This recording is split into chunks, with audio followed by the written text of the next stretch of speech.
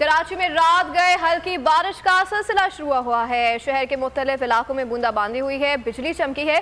कराची के इजाफाती इलाकों में ठंडर सेल बनने की सूरत में गर्द आलूद हवाएं चलने का इम्कान है। सिंध और पंजाब में बारिश शुरू हो गई है। शहदाद कोट, दादू, सखर में भी बारिश और यालाबारी हुई है।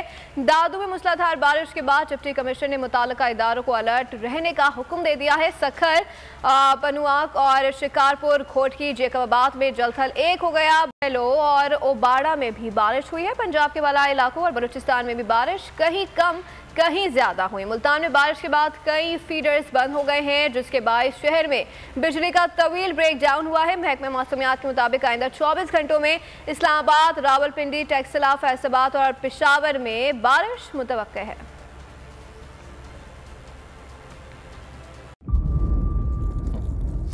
इंतजार था ना, चलो इस बार वो करते हैं जो इससे पहले किया ही नहीं। किस्मत की आंखों में आंखें डाल के जीतना होगा।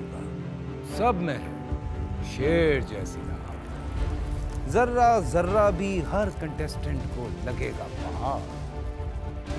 लड़खड़ाना नहीं है, खोल दो अपने पंख अगर आसमान छूना है। अबे लग रहा है ये सब पहले भी कहीं सुना है। एंटरटेनमेंट की गारंटी जनाब, क्योंकि यहाँ खेलोगे कूदोगे तो बनोगे नवाब। खुश रहो पाकिस्तान।